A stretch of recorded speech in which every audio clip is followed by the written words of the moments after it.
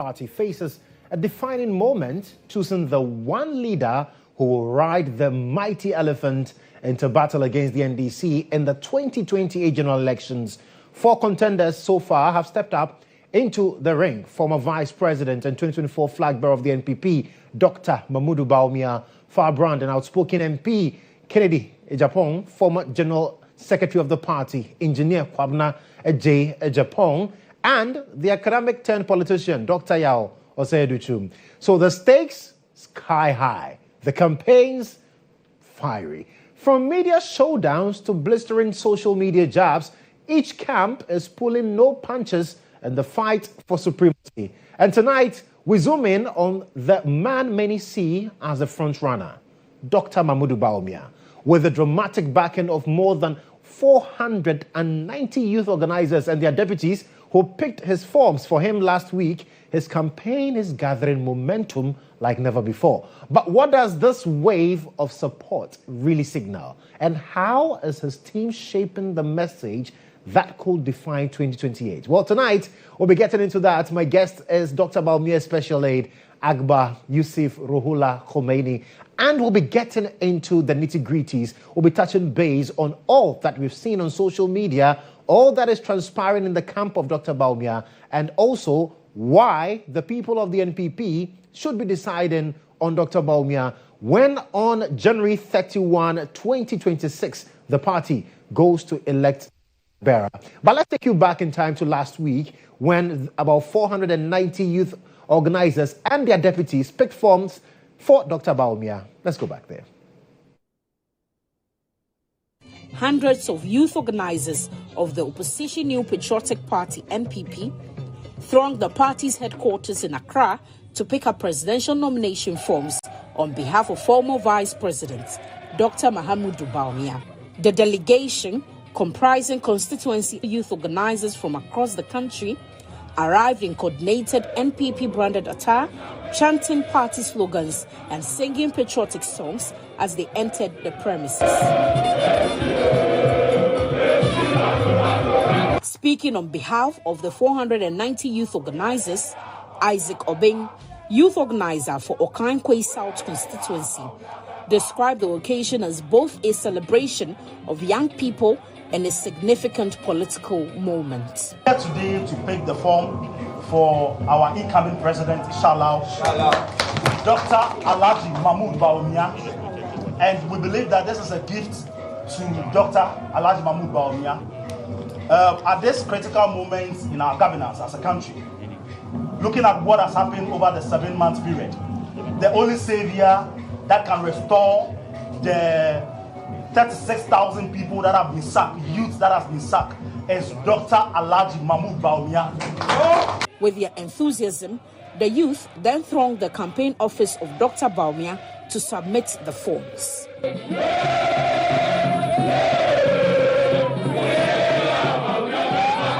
Addressing hundreds of NPP youth organizers who picked the nominations for the former vice president, Dr. Bawumia cautioned against negative campaign messaging that could damage the party and provide ammunition for its political opponents. I want to say that I am minded to contest for the flag bearership of the new party.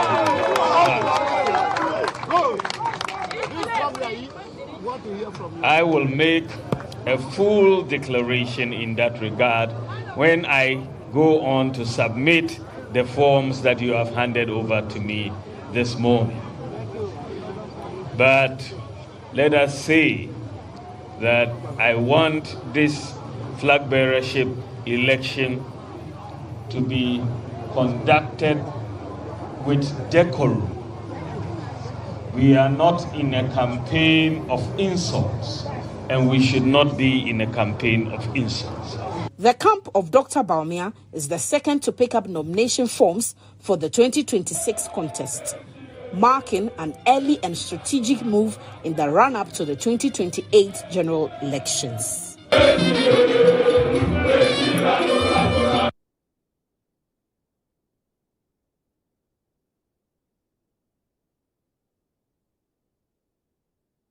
Right, so right behind me, you see the four who have so far picked forms. Dr. Mamadou Bawumia, Kennedy Japan, Engineer Kwabena Japan, and Dr. Yao Osei Educhum.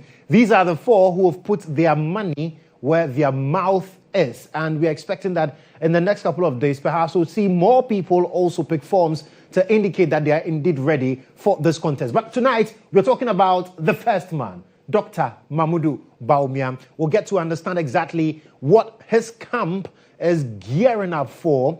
And you heard him, he talked about the fact that he wants this campaign not to be a campaign of insults. No, he doesn't want that. But then he's looking at ideas. He's looking at proper ways where people would share their message. Well, we'll get into that conversation shortly. But if you're looking for a smarter, more secure and eco-friendly way to stay connected, well, it's time to live seamlessly with MTN's eSIM. Enjoy the ultimate convenience of multiple numbers on one mobile phone, switching seamlessly without swapping SIM cards, and activated instantly from your home on my MTN app. You can now experience enhanced security with an embedded eSIM that cannot be stolen or damaged. Plus, you get to play your part in contributing to a greener planet. All you need to do is to pick up your phone and dial *#06# to check your phone's eligibility and download my MTN app to go seamless with MTN eSIM today. If you have more inquiries, just call 100 or contact MTN on any of the digital channels. Let me now quickly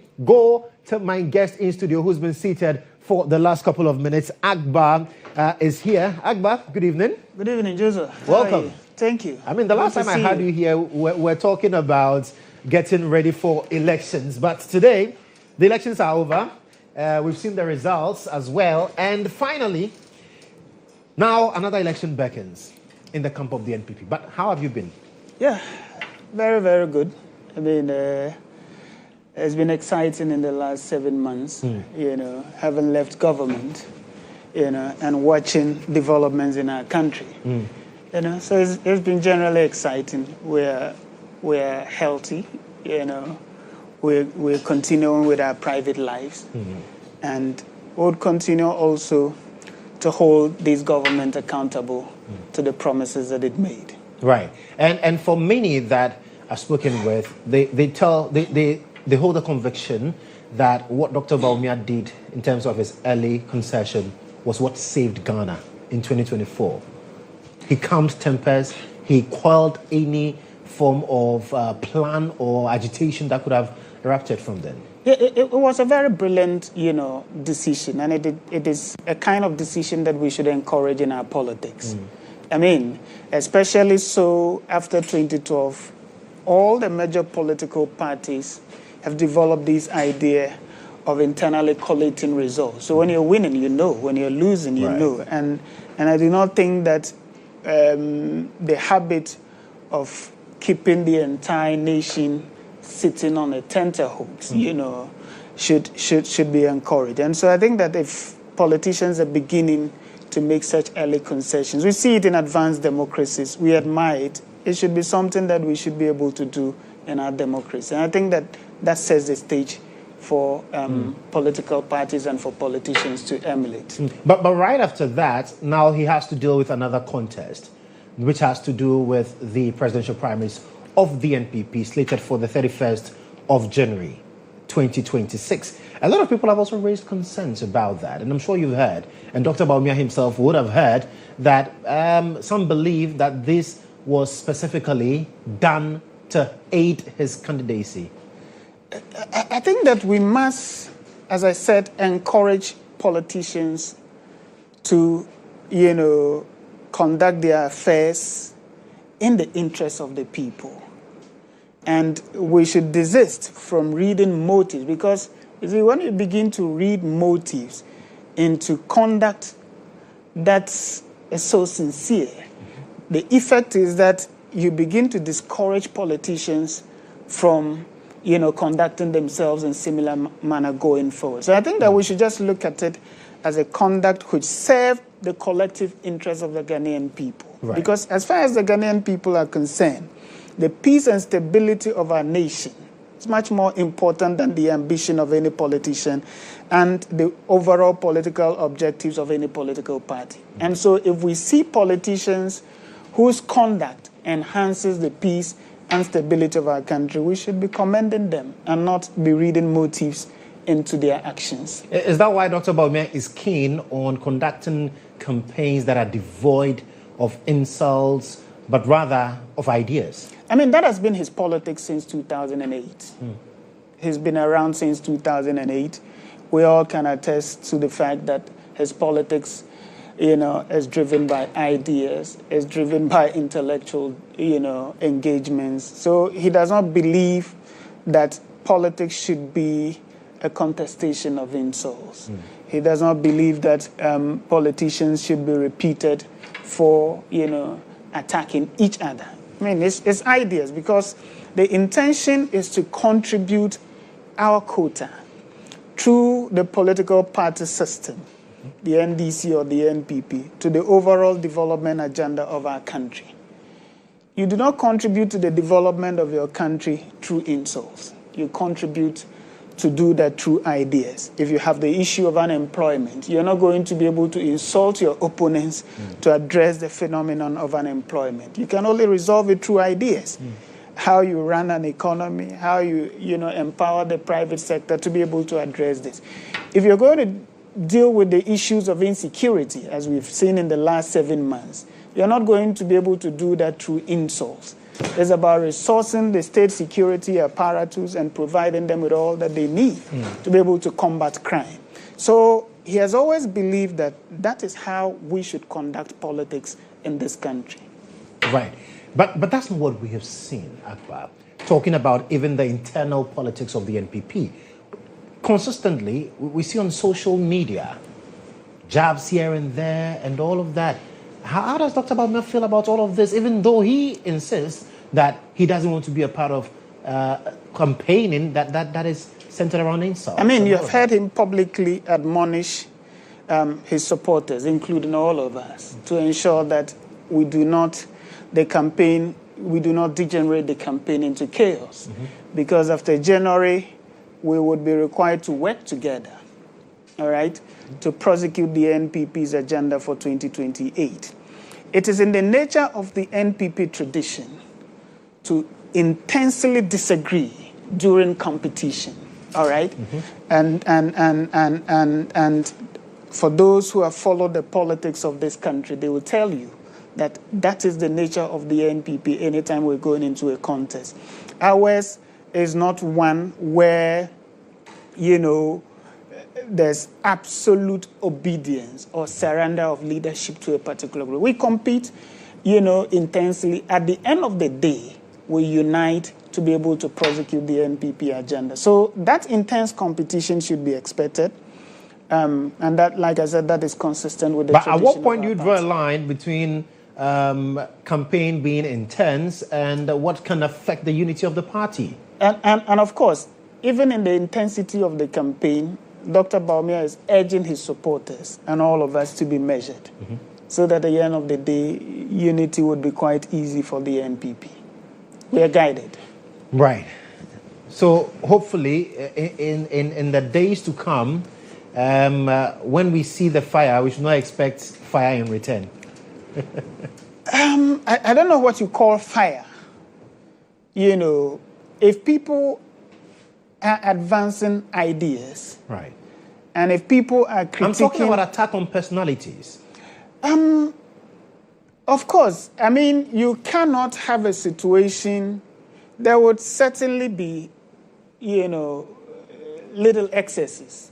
But the most important thing for every NPP member is to ensure that we do not cross the Rubicon, because that would undermine any effort to unite the party after January. So I expect that, yes, occasionally, people would say things out of anger, but they must be measured even in anger so that we can unite after January. Right. 490 constituency organizers plus their deputies decided to pick forms for Dr. Bawumia. How significant was that? Very significant. We're talking about the youth base of our party, because the constituency youth organizers and their deputies are the leaders of our various youth wings in various constituencies of our country. And so if you have almost 500 of them contributing their money to pick up presidential nomination forms. So they raised 100,000 cedis among themselves? Absolutely. Dr. Bawumia did not give them money to go and pick forms for him? Not at all. And so if you have this happening, it signals a certain burning desire by the young people of our party to follow the tradition that we have established for ourselves in the past, as far as the choice of presidential candidates are concerned. The young people also did that because they recognize that it is their future in the NPP which is at stake. And I'm not sure that any young person would want to gamble with his or her future, because they recognize that 2028 would be a very unique election. Unique in a sense that it presents the NPP an opportunity to make a quick return to government. Because you're going to have a situation where a sitting president, after 4 years, is exiting.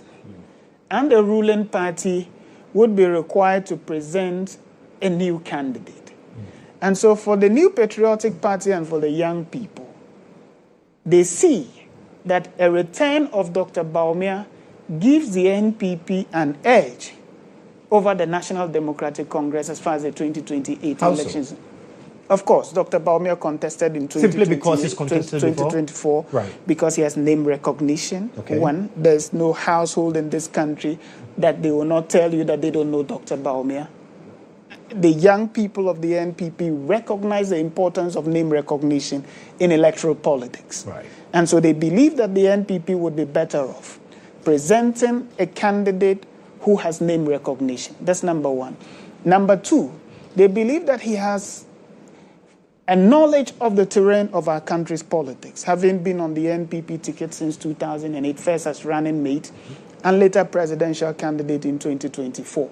So they believe that he will not be new, to the terrain as far as campaigning in this country is concerned. But we're not just repeating. The clamor to repeat Dr. Bawumia is not just because he contested in 2028. Right. At the heart of this massive support in the New Patriotic Party is the strong belief that he has what it takes to lead the massive transformation of our country so that young people in and outside the New Patriotic Party can realize their aspirations.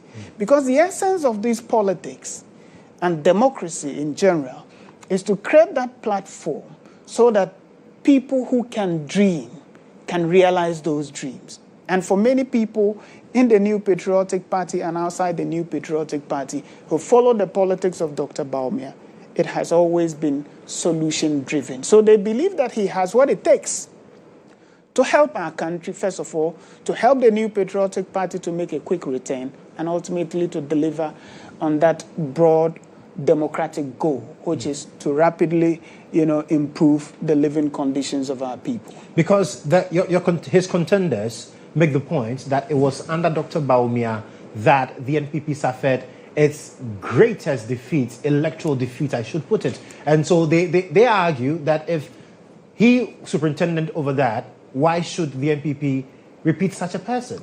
First of all, it's not accurate to say that our 2024 performance, disappointing as it was, is the greatest, if you like, the worst of the New Patriotic Party. That's certainly not correct if you look at the data. I mean, in 1996, we had candidate Kufuor had less than 40%. But within 4 years, candidate Kufuor was able to move from 39% to secure victory in the year 2000 elections, just within a space of 4 years. It buttresses our point that it is possible for the New Patriotic Party to make a quick return to power in 2028 with Dr. Bawumia as presidential candidate. 2024 election was quite unique, and various surveys that have been done, some of whom have been published, clearly has stated the reasons why the NPP lost. And in all of these studies, what has been clearly stated is that the NPP did not lose the election because of the candidate. The NPP lost because of a variety of issues, some of which were very exogenous. All right? at the heart of the reason cited was the cost of living. We agreed throughout the world that cost of living was a major issue from the period 2022 all the way to 2024. Indeed, in 2024 alone, as many as over 60 incumbent governments lost elections around the world, largely on account of cost of living. And these were exogenous factors. But there's no study that has pointed to Dr. Bawumia as being responsible for the NPP's defeat. Indeed, many people believe that for the spirited campaign that he mounted in 2024, it would have been worse than we witnessed in 2024. So as far as the young people of the NPP is concerned, they believe that we're better off repeating Dr. Bawumia in 2028 because it tilts the scale in our favor. You know, it will be a tragedy for the NPP to present a fresh candidate for 2028. And I'll tell you why. The ruling party, we cannot deny it, would always approach an election with an incumbency advantage. But quite recently, there's also a theory of incumbency disadvantage. But that usually takes place in your second term. Yes. So for first term, you approach the election with an incumbency advantage. Now, if you have a situation where the NDC would present a new candidate, and the NPP would present an old candidate,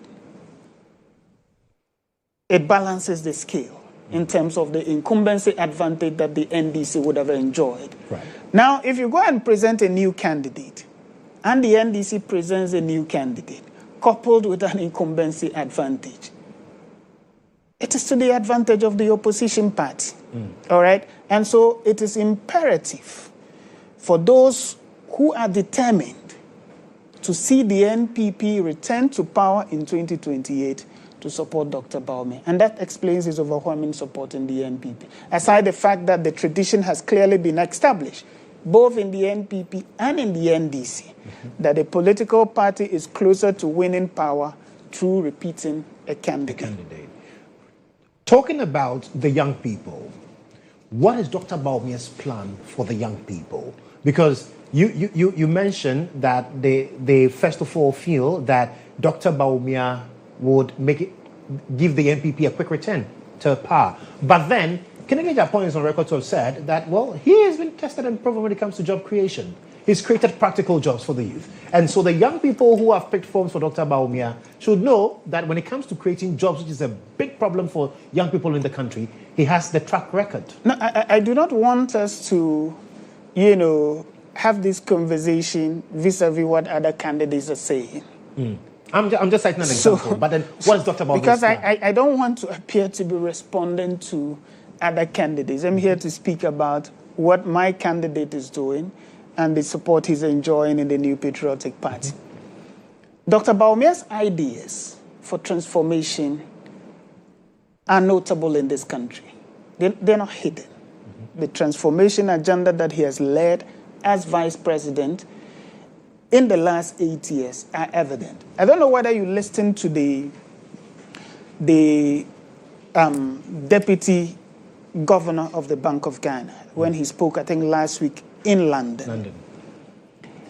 And he made a very important observation. He was explaining reasons underpinning the economic stability that we have witnessed recently and the exchange rate stability as well as export price stability. And he explained that two initiatives are critical to the stability that we are witnessing today. And you know the two initiatives that he mentioned? The domestic gold purchase program and the gold for oil program. And he said that these two initiatives, which we implemented from June 2021 all the way till we left office, led to the rapid fall in inflation, led to stability in the exchange rate market, and led to stability in export, prices of petroleum products. Now, the effect of economic stability is that businesses are able to plan and to make projections in the future. Exchange rate losses are minimized and profits are realized. And because profits are realized, they are able to reinvest in expanding businesses. This expansion, the attendant consequences of this expansion is jobs for young people. And so I'm just making the point that Dr. Bawumia's ideas, even outside government, are cited as reasons for why our economy is enjoying stability. The point I'm making is that he has demonstrated that when it comes to thinking outside the box, to be able to implement ideas that benefit our economy, he's a tried and tested man. And therefore, young people can rely on him. I've always said that we're not urging the party and the Ghanaian people to support Dr. Bawumia merely because we work with him. All right? We're saying that he is a gift to our country because his vision is too neat to reject. Anybody who followed the 2024 campaign would have no difficulty conceding that in terms of ideas in the marketplace, Dr. Bawumia led the conversation in the 2020. It's just unfortunate that the Ghanaian people decided that after 8 years, they would bring the NDC to power. You think that was what happened in 2024? But in terms of the ideas were so neat for anybody to say that, Dr. Bawumia will not be able to govern. So, for instance, he says that, which point we have made over and over and over, that for more than 60 years, the practice in this country has been that government is trying to do everything. Government is building schools, hospitals, roads, under a very limited budget. So what you see is a ballooning debt portfolio because you have a very small tax net of less than 2 million people paying taxes. And so you're compelled to borrow to be able to do all of these. But at the same time, you are preaching private sector participation in national economic development. It's an irony. And Dr. Bawumia says to be able to give a real impetus to this talk about golden age of business, private sector as the engine of economic growth, government must move away from the provision of this critical infrastructure to allow for a full private sector participation in the delivery of government infrastructure. You know what that means as far as job creation is concerned? Imagine that all of these things are freed up for full participation of the private sector. So as far as the ideas are concerned, as I said, it is the basis upon which we believe that for the new patriotic party to win, and not just to win, but to transform our country, is the NPP's best bet. Aside his vision, he has a character required of a president. Okay. Hard work, integrity, competence. There has been proven studies linking character to presidential performance. All right? And it is without doubt that presidential candidates with solid character are able to deliver in office than those who lack character. Apart from his character, which we have canvassed, it is also our view that he has a temperament. Okay? His temperament would serve as a very useful glue for a diverse society like Ghana. That you need a president who has greater recognition for our diversity and to show respect to that diversity. You've heard people questioning Dr. Bawumia's ability to be president simply on ethno-religious basis. Yes. In fact, and they have extended this to the wife, by questioning whether or not she's a Ghanaian. You cannot have a president who would show such disregard as far as the diversity of our country is concerned. And so we say that Dr. Bawumia has the right temperament, to be president. Apart from his temperament, his prudence is critical to public sector financing in this country. At the heart of public sector financing in this country is a lack of prudence. And is a reason why we've gone to the IMF as many as 17 times since 1957. And so therefore you need a president who has this recognition that we've got to operate within our means. And that ties up to his idea of moving government expenditure away from all these infrastructure. So you're not going to have a situation where you have to keep knocking on the doors of Bretton Woods institutions. Apart from all of these things that I spoke about, is the fact that he is forward-looking and he's always thinking ahead of time. And so we believe that for the NPP to serve the Ghanaian nation better after the 2028 elections, we should have Dr. Bawumia as presidential candidate. And for you, all these things that you cited puts him ahead of the pack. Absolutely. In terms of all those who in the party have indicated that they actually feel that it is time for Dr. Bawumia to take a back seat and then for them to lead the party because they are the viable candidates to bring victory for the NPP. Viability, as I said, is tied to the trade. And Dr. Bawumia has those qualities that Ghanaians traditionally esteem. There's no doubt about that, that he's extremely intelligent. We esteem leaders who are extremely intelligent. But some say, I'm coming. I know you have to make that point, but some say that these qualities you talk about have been tainted in the public eye in the lead up to the 2024 elections, for which reason we need a fresh face for the NPP. The NPP supporters are part of the public eye. And Dr. Bawumia was voted with an unprecedented victory.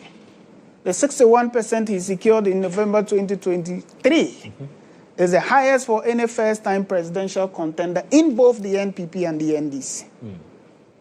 Unless the argument is that as far as the public eye is concerned, the NPP supporters are not part. So that argument cannot be sustained on the face of the evidence. And we are saying that both political parties have established a tradition that you are better off repeating a candidate for the next election than to introduce a new candidate. And the NPP supporters, the rank and file across the country, are not prepared to abandon this time-tested tradition that has worked for both the NPP and the NDC. Right.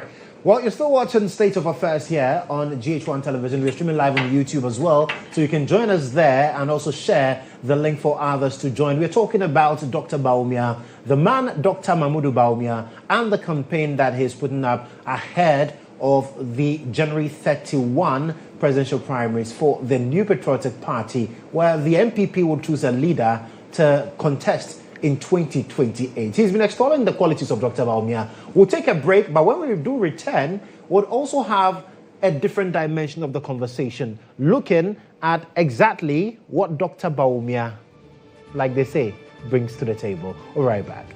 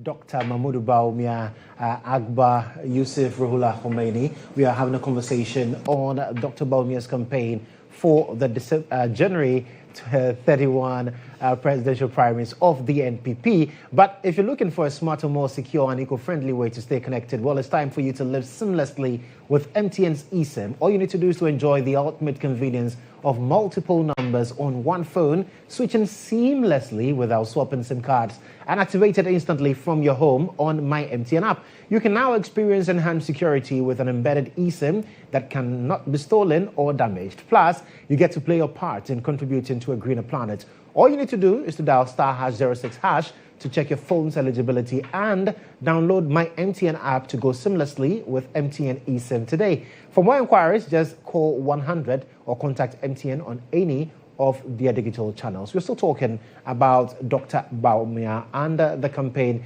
he is mounting to lead the NPP again in the 2028 general election. So, ahead of that elections in January, 31st of January next year, how's Dr. Bawumia warming up to that? He's excited. I mean, he spent the last 16 years campaigning for the new patriotic party. Right. And he's waiting eagerly, to tour the country, to visit all the 277 constituencies, to interact with the delegates of our party. Earlier this year, he went around to thank them for the support that they offered him in the December elections, notwithstanding the fact that we lost. So he's eagerly waiting. The party has decided that campaigns should not commence until after the by-election in Eastern Region. Akwitia by-election. So after that, the candidates would have the opportunity to move around and to interact with the delegates of a party, to share with them their vision for the party and for the country, and to tell them why, in their opinion, they should be elected to lead the NPP in 2028. So he's looking forward to that. And, as he promised, when the youth of our party submitted the forms to him, he's going to run a very, decent campaign. He's going to make sure that at the end of the day, the party will remain united behind him. We're confident that we'll win, so that the party would be united behind him to prosecute the 2028. So we'll be starting the campaign very, very soon. After the by-elections, on September 2. But there are some who have said that, well, the time frame is too short. Does Dr. Bawumia feel the same way? Well, I mean, the constitutional requirement is to give 6 months' notice. As far as the NPP constitution is concerned, you give 6 months' notice and set the date and venue for the election so that candidates who are interested will put themselves up. So once it is within the constitutional threshold, I think that's fine. Right. So now let's get back to the conversation on Dr. Bawumia and what makes him stand tall among those who have picked forms. And we know that, yes, picking forms alone does not necessarily mean that you're going to contest. You'd have to file it and then move on from there. In terms of the policy outline or policy direction, Dr. Bawumia some time ago was bashed because his contenders in the NDC said he had left the economy, which he used to tout so much and talk about, and was doing digitalization. What is the focus for Dr. Bawumia? That's not true. I mean, if you follow the campaign, so his first policy outline was in February 2024 at UPSC. Yes. Where he spent considerable amount of time. Actually, it was a 3-hour presentation. Almost 2 hours was spent on the Ghanaian economy. And as I indicated, everything that we're witnessing today, is as a result of the work that was done between the period 2021 and 2024. And these are not my words. The IMF, if you're minded to read their last report before the NPP left office, which was prepared in December 2024, all these developments that we're seeing today were captured in there. As I reference also what the Bank of Ghana, because they are not politicians. So but the finance minister says you are trying to take credit for what you did not do. As for the finance minister, he's a politician. He's an MP. He's an NDC politician. Of course, he would have to tout what he claimed to have done. But once you ask them, what have you done in the last 7 months? You're sitting here, you've been following and reporting. Can you say what has been done in the last 7 months to engineer economic growth, to bring down inflation? Just deliberate policies, including... What are those policies? The policies must have names. On appointees. The policies must have names. Reshaping ministries and all of that. If you reduce the number of ministers and increase your spending by way of your budgetary allocation, you've not done anything. So while the numbers are down, the expenditure is up. All right? So that cannot resolve the problem. But I'm saying that he's a politician. Maybe I'm a politician, so you can say that we're doing our politics. The Bank of Ghana people are not politicians.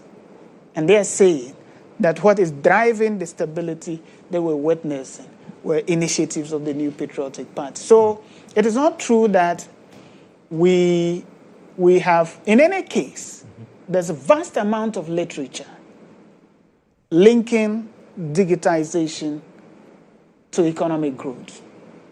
And throughout the world, there's no single... I mean, if you say you will not digitize your economy, you would be left behind, because the fourth industrial revolution, which is a digital world, is on the horizon and is rapidly shaping how services are rendered, how businesses are conducted. So it is the reality of the world.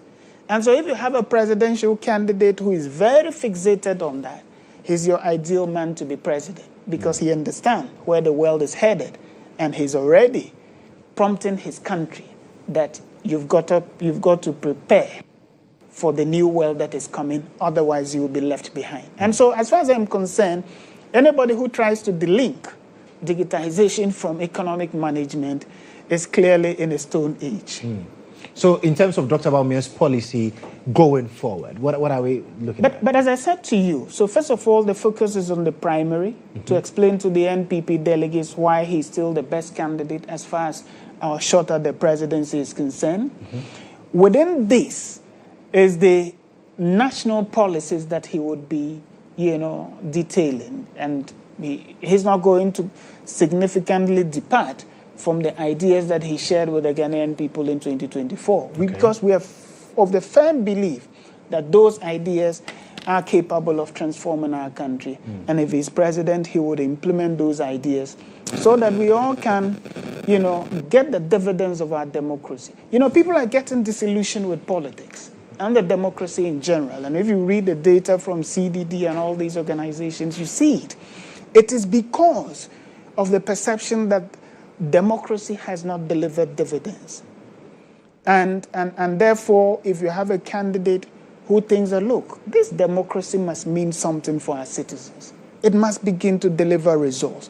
We must begin to run a government that takes into consideration the aspirations of the citizens of the people, the citizens of this country. So I can tell you that those are the things that he will do as president. He will not significantly depart from those ideas, because he believes that those ideas will help this country. So in the last 7 to 8 months, under John Dramani Mahama as president of the land, some have said that, well, we are seeing quite a rapid transformation in terms of the outlook of the economy. Does that scare Dr. Bawumia? Not at all. Not at all. Why should that scare him? Because he contributed in a significant form to ensure the stability. So as far as when you hear commentary and literature from the government as well as the finance minister, we've also heard from the Minister of State in charge of Government Communications, Felix Kwachofoso, among others, saying that this is pure NDC initiative, which has nothing to do with what the NPP said they left behind, because what you left behind was an economy that was shattered. And so it is prudent management that has brought us this far. How do you feel about that? That's not true. When we left office, economic growth was on 5.7%. And it was the highest since 2020. All right? Inflation, which was around 54% as of December 2022, significantly fell all the way to 20%, if I remember correctly. Right. Okay. Well, we'll be coming to that. I'll come back to that conversation, and then we'll get to appreciate that a lot more. My guest tonight, especially to Dr. Mahmoud Bawumia, Akbar Yussif, Ruhollah Khomeini, and we're talking about the Dr. Bawumia campaign because as it stands now, Dr. Bawumia is gearing up, lacing his boots, getting ready to lead the party. He's asking party members to vote him to lead the party going into that election in 2028. And as you can see on your screens currently, was how the euphoria was when Dr. Mahmoud Bawumia, in fact, when 490 of them, MPP youth organizers from the various constituencies and their deputies decided that, well, they needed to do this for Dr. Bawumia because they believe firmly that he's the right man to lead the party. And there's been a lot of conversation about what policy direction he's heading towards, what difference Dr. Mahmoud Bawumia brings to the table in terms of when it comes to viability of candidates for the New Patriotic Party. And that is what we are assessing and dissecting tonight with Akbar, getting to appreciate exactly what Dr. Bawumia's policies would be in terms of how he decides or wants to lead the MPP differently. And Akbar, you were making the point about the growth of the economy under Dr. Bawumia before the MPP. So it is not true that power. When we left power on the 7th of January 2025, we left behind a shattered economy. The former finance minister has argued consistently on these facts, and the data is available for anybody who wishes to read. So you believe this is just pure politics? This is pure politics. And I said that politicians sometimes find it difficult because Atuforsen has to present a picture that he has done well.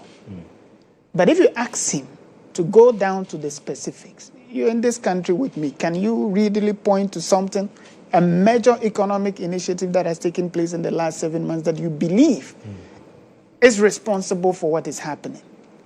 You cannot. When we left office, by the time we exited office, GDP growth was some, if I remember correctly, 5.7%. Inflation was already on a downward trend from 54% all the way to 20%. We had significantly improved our reserves to in excess of $8 billion. All right? So the fundamentals were there. They were in right. Of course, we have never denied the fact that we experienced difficulties in 2020 all the way to 2022. And by 2022, we are taking steps, all right, real policy steps to arrest the situation and to restore economic growth. I mean, in 2020, if I remember correctly, we posted less than 1%. It was 0 point something percent growth. And by the time we exited, it was 5.7%. You cannot say that over the 4-year period, the nation did not witness consistent economic growth. So you're just continuing what the NPP left behind. And as I said, just last week, the central bank had to concede that everything that is happening were as a result of 2 initiatives of the New Patriotic Party. So I'm not the one saying it. Right. But of course, for politics' sake, they will not want to credit the NPP. Because they say Gold Board was the game changer. The Gold Board took effect. I think the presidential accent, Parliament passed the bill under a certificate of agency, if I remember correctly, either in March or April. And the presidential accent was in May. So if we're to have the real effect of Gold Board, then it's yet to come. Because what was in existence was PMMNC and not Gold Board. And so therefore nobody can attribute what's happening to some so-called interventions by Gold Board. When Gold Board was not in existence. It wasn't in existence. And you cannot attribute something to that which was not in existence. Right. Dr. Bawumia is very big on unity. And that's why even after the loss in 2024, he decided that he was not going to do the thank you tour alone. He wanted others to join him to present a united front to the party. Now, the party is also reaching out to grant an amnesty to all those that, all members who feel disgruntled that have left the party. How crucial is that? Yeah, it's important. It's important. He's very big on unity. And I must express a personal view. And that is why I think that the New Patriotic Party ought to be strong in dealing with some of the comments that I would say are very reckless. You know, because when people make religious, ethno-religious comments in the internal politics of the NPP, what they are doing is that it matters not who the NPP eventually would present as presidential candidate. That candidate will not be able to reach out to communities who would have been offended by some of these reckless comments. And I think that the leadership of the NPP ought to be very, very serious in cracking the whip as far as these comments are concerned. And it didn't start today. In 2023, we had similar comments bordering on religion, on ethnicity, on geography. The party did absolutely nothing. First of all, in publicly distancing the party as a corporate body from these utterances, and taking steps to penalize people for engaging in these. Because, like I said, it matters not who your candidate is. If you have leading members, a former minister for that matter, say that somebody, for instance, let me just be blunt, say that Samira Bawumia is not a Ghanaian. Whilst it may appear to be an attack on Samira Bawumia, it is essentially an attack on all Fulani Ghanaians. And it does the NPP a lot of harm.